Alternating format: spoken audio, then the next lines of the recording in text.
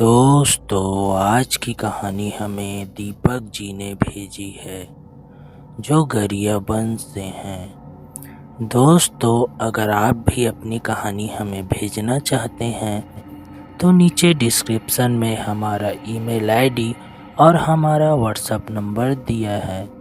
आप हमें कहानी लिखकर भेज सकते हैं। हम कोशिश करेंगे वो कहानी आपकी ज़ुबानी सुनाने की।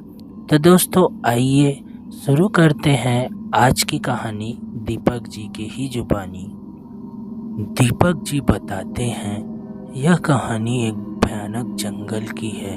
माधोपुर से लेकर सायोपुर तक फैले इस जंगल में न जाने कितने भयानक जानवर और भूत आत्माएं रहती हैं। इस बार मैं सायोपुर रक्षाबंधन पर दीदी के यहाँ पर गया था।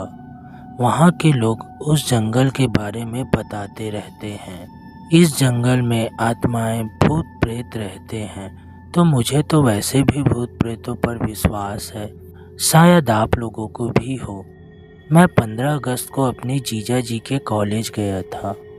वहाँ के लोग उन्हें आचार्य जी कहते थे।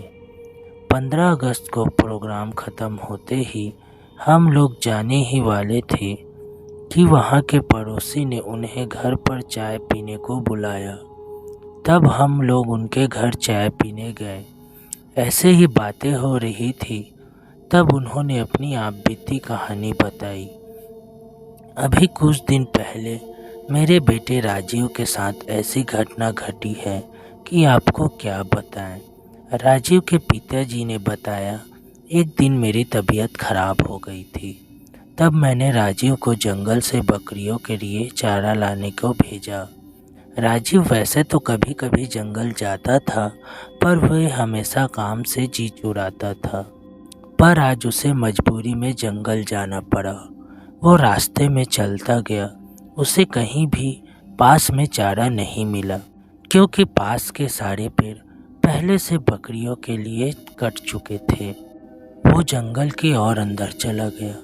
वो घने जंगल में पहुंच गया, जहां पर बहुत पास पास पेड़ खड़े हुए थे। पेड़ इतने घने थे कि आसमान तो नज़र ही नहीं आ रहा था। बरसात का टाइम था, अच्छी बरसात हो गई थी। पूरा जंगल हरा भरा हुआ था। पत्थरों पर पानी ऐसे बह रहा था जैसे साफ कोई झरना बह रहा हो। पहाड़ों से नीचे की ओर आता हुआ पत्थरों पर साफ पानी बह रहा था। वहाँ पर इतनी शीतलता थी कि उसके देखते ही थकान दूर हो गई। उसने सोचा कि पहले मैं थोड़ा आराम कर लूँ, फिर मैं पत्तियाँ काटकर घर चला जाऊँगा। थोड़ी देर ही हुई थी उसे सोए हुए। उसने एक भयानक सपना देखा। वह चारे के चक्कर में बहुत दूर आ गया है और वह रास्ता भूल गया है। उसने सपने में देखा कि उसके सामने कोई खड़ा है। उसकी शक्ल देखते ही उसकी आंखें खुल गई और वह डर गया। अब उसे और ज़्यादा डर लगने लगा। अब वह चारा तो काट रहा था, पर सपने की बात याद करके बहुत घबराया हुआ था। उधर सूरज भी ढलने वाला था। उसे दूर दूर तक किसी की भी आवाज़ सुनाई नहीं दे रही थी। वह जल्दी जल्दी पत्तियां काटने लगा। उसे आपस में बात करते हुए एक आवाज़ सुनाई दी। उसने सोचा, कोई आदमी होगा तो मैं उसी के साथ घर चला जाऊंगा। उसने जल्दी से पत्तियां बांधी और वह आवाज़ की दिशा में बढ़ चला। उसने यह ध्यान नहीं दिया कि वह आया किधर से है और जा किधर रहा है। वह उल्टा जंगल में घुसता चला गया। आवाज़ और साफ सुनाई देने लगी तो वह और आगे बढ़ा। उसने देखा कि दो लोग आपस में बात कर रहे हैं और उनकी पीठ दिखाई दे रही है। उसने उनके पास जाकर बोला, क्या तुम मुझे घर जाने का कोई छोटा रास्ता बता सकते हो?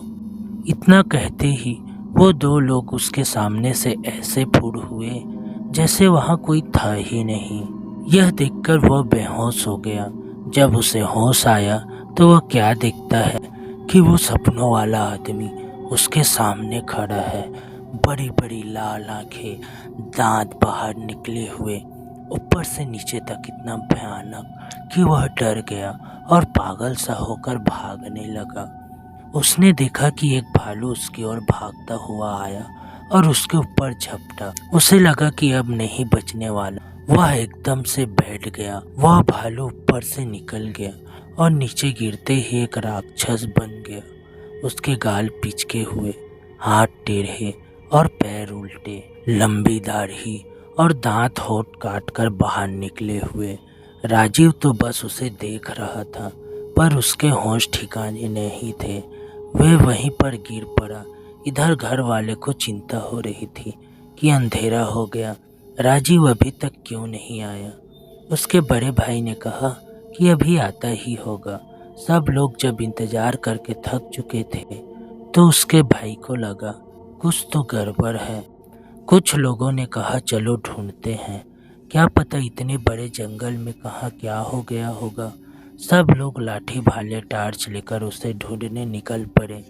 उसका भाई अपाहिज था, वह एक पैर से चलता था, इसलिए उसके पिताजी ने कहा बेटा यहीं रह, अपनी माँ और अपने बहन के पास।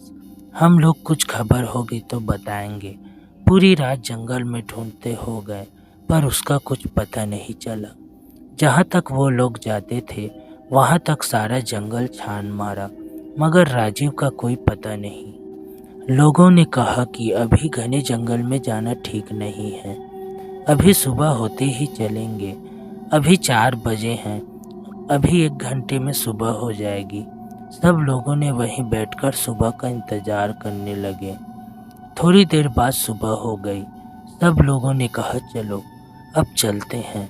सब लोग आवाज लगाते हुए चल पड़े, राजीव राजीव।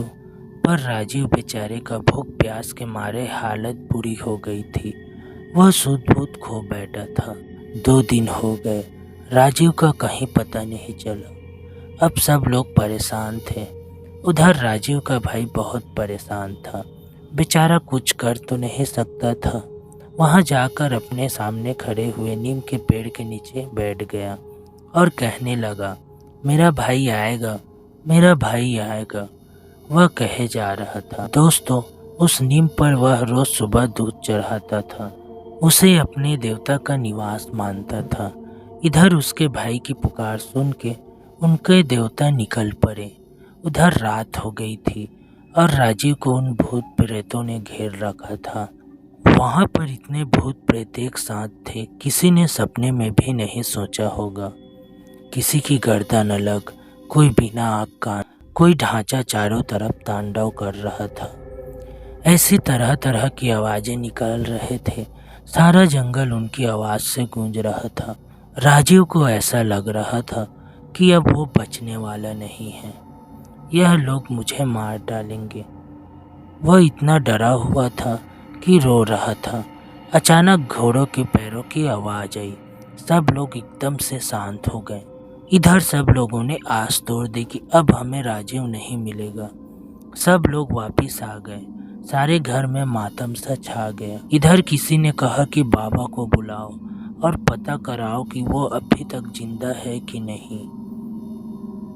एक आदमी वहां बाबा को बुलाने चला गया। उधर राजीव के देवता वहां पर पहुंचे, हाथ में तलवार, घोड़े पर सवार। उनके देखते ही सारे भूत भागने लगे।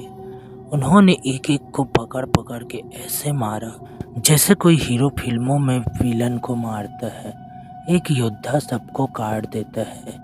जैसे ही उनकी तलवार उनके गर्दन पर पड़ती, वह मिट्टी में मिल जाते। यह सब राजीव अपनी आंखों से देख रहा था। तब उस घुड़सवार ने कहा कि तुम अब चिंता मत करो, मैं आ गया हूँ और सुबह तक कोई तुम्हें लेने आ जाएगा। अब तुम बेफिक्र होकर सो जाओ। उनके आने से राजीव का सारा डर खत्म हो गया और वो आराम से सो गया। इधर बाबा जी आए। उन्होंने अपना ध्यान लगाकर देखा और कहा कि तुम्हारा लड़का सही सलामत है, कल आ जाएगा। तुम्हें चिंता करने की कोई ज़रूरत नहीं है। वहाँ पर तुम्हारे देवता पहले ही पहुँच चुके हैं। और इधर राजीव का भाई वहीं पर बैठा था, कहे जा रहा था मेरा भाई आएगा, मेरा भाई आएगा। वह किसी की भी बात नहीं मान रहा था। जो भी उसे वहाँ से उठाने को जाता वो उसे धकेल देता। सुबह उसकी आँख खुली तो वहाँ पर एक आदमी ने उससे पूछा कि तुम कहाँ से आए हो और कहाँ जाना है, मैं तुम्हारे घर पहुँचा देता हूँ। और वह अपनी साइकिल पर बैठाकर उसे उसके घर छोड़ दिया। घर वालों को देखकर वो ऐसे रोया कि वह बेहोश हो गया। 3 दिन का भूखा प्यासा कमज़ोर हो गया था। फिर उसे अस्पताल ले गए, वहाँ वो 2-3 दिन बाद ठीक हो गया। दोस्तों, यदि आपको यह कहानी अच्छी लगी हो तो प्लीज़ चैनल को सब्सक्राइब करें।